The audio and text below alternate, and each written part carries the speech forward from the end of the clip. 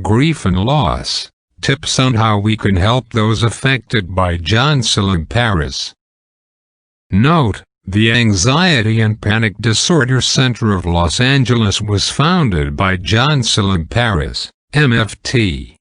John is featured as a regular therapist on the TV documentary series called Obsessed.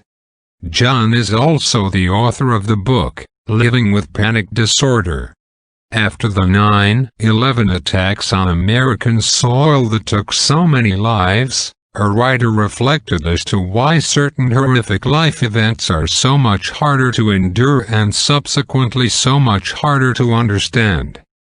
He discussed the concept of tragedy versus atrocity. He said that, in a tragedy, there is usually something we can learn from it.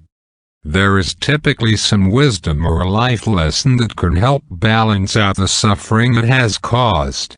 But with an atrocity, there is no knowledge to be gained, no wisdom to balance out the suffering. It is simply unbearable and unspeakably senseless.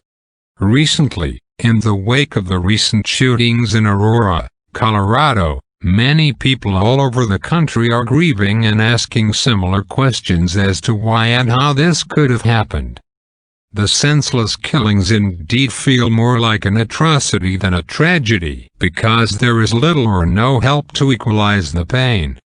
The cowardly act carried out by the alleged assailant can never be comprehended or even remotely tempered by any kind of human reason.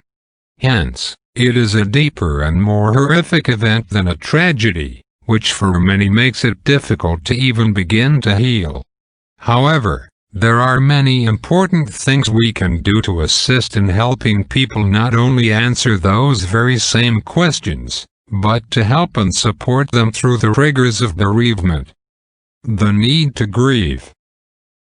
Grieving is a natural and healthy response to a loss that should never be understated or taken for granted. Whether it's grieving after a loved one dies, divorce, severe injury, illness, loss of job or property, etc., allowing ourselves to grieve and traverse through this painful process helps the mind and heart mend more appropriately and over time may give us some peace. Let's examine a few myths about grieving that need to be clarified. If I express emotions like crying, it's a sign of weakness. False. Crying is a natural way to release very intense feelings that need to be expressed in order to heal. There is no shame in revealing that to others. Crying and laughing are two sides of the same coin. Both are natural, and both are vital to living life fully. Children should be spared the grief and sheltered from the pain. Untrue.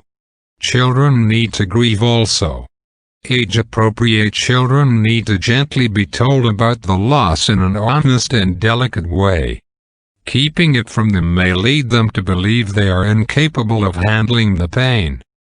They may learn to fear their sadness and not trust in their abilities to overcome adversity. Plus, not telling them will only prolong their own sorrow and they may build resentment against you for withholding it from them. Don't try to discuss the loss with a grieving person. Incorrect. People who are grieving are usually grateful when someone expresses concern and care about how they are feeling. They need to debrief about the loss on a regular basis. They need to share memories and talk about how much pain they are in. The more they talk about it, the better they feel. If I stop grieving about the loss and move on, it means I have forgotten about my loved one. Wrong. Getting better and healing only means we are taking care of ourselves and being responsible to others that need us right now. We are still accountable to the living, especially if we have children to raise or we are caring for the elderly. In addition, we never really move on, because the memory of the loss will always be with us. But as time goes by, it changes from a painful memory to fond memories filled with happier times and warm remembrances.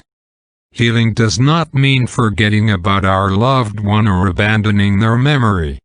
Tips to help people in their time of grief. The key is to be available but not intrusive, to be discreet but not indifferent. Let the griever dictate what they need. Don't put them in a position where they feel obligated to say yes to your offers of help because they don't want to offend you.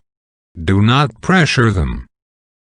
Be available and present. Just being near them or close by can be a big help. Let them know you are there for them if there is anything they need, or if they need a hug or to simply hold your hand. You can't make their pain go away, but you can help them get through it better by offering your loving presence. Be a good listener. If they begin to open up to you, allow the griever to process their pain verbally without interrupting them. This is not the time to philosophize or offer cheap advice or quick solutions to the pain. It is also not a good time to try and reframe the loss into something it is not. Listening means just listening attentively, compassionately, and most of all, uncritically. Another good way to help is, as mentioned above, if the occasion arises and they begin to talk about their grief, wait until there is a pause in their sharing and ask them permission to see photos of their loved one. Ask them to explain why these photos, and the times the photos represent, are so important to them. Offer to help around the house, help reduce some of the overwhelm they might be feeling. Offer to run errands for them like grocery shopping, picking up the kids at school, cooking, taking care of housework and chores, etc. Offer to screen phone calls and take messages. You may even offer to help write thank you notes and other correspondence. Extend an offer to join in an activity. It may take a while before the grieving party is ready, but offering to take them out to dinner or for a walk or to a light social function might be very helpful. People who grieve tend to isolate a lot, so gently encouraging them to get out of the house with someone they feel comfortable with is a good idea and might promote healing.